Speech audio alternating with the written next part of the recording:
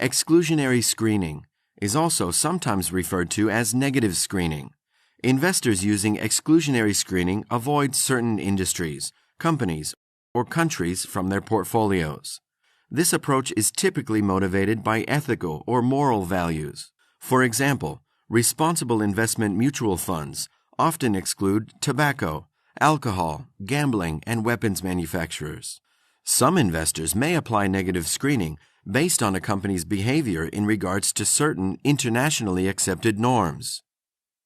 Typical examples of such norms-based exclusion would be avoiding companies that are known to be violating standards related to human rights, such as child labor, forced labor, employment discrimination, working conditions, and so on.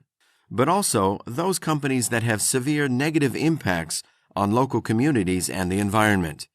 For example, polluting rivers or extracting water from regions that are already exposed to water shortages. Exclusionary screening goes back to 1700, when religious groups in the U.S. refused to invest in alcohol, gaming, and tobacco companies. Later, they called it a sin screen.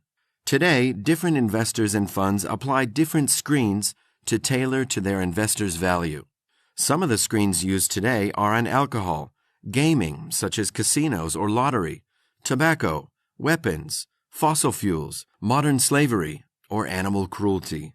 Eliminating fossil fuel investments in the portfolios has been increasingly popular, as large asset managers are trying to align their portfolio with the Paris Agreement, the 1.5 degrees global warming goal, and this means reducing carbon intensity of their investments.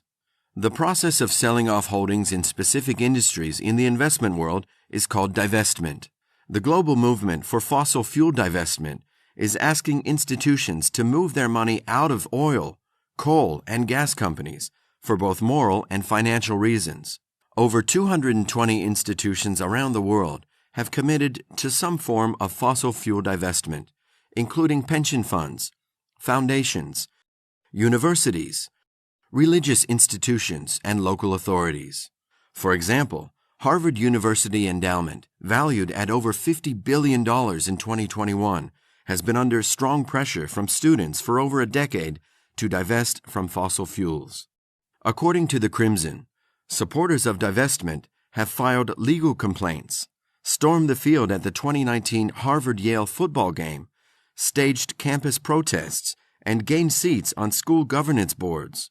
In September 2021, Harvard University's president, Lawrence Bacow, said that the endowment managers don't intend to make any more direct investments in companies that explore or develop fossil fuels, and that its legacy investments in private equity funds with fossil fuel holdings are in runoff mode and will end as these partnerships are liquidated.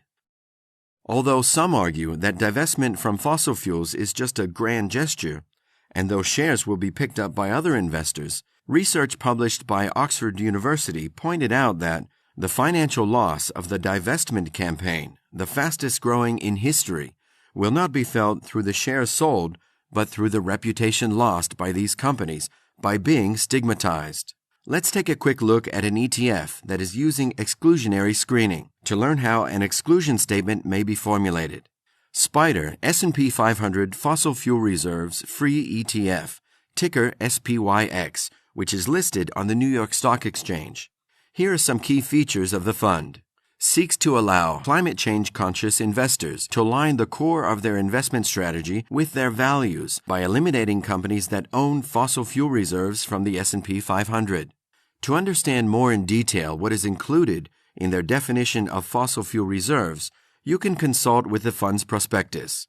And here's what it says. For purposes of the composition of the index, fossil fuel reserves are defined as economically and technically recoverable sources of crude oil, natural gas, and thermal coal, but do not include metallurgical or coking coal, which are used in connection with steel production.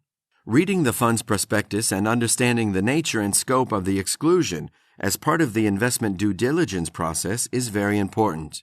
It will avoid potential bad surprises down the road and ensure the best alignment with investors' values and objectives.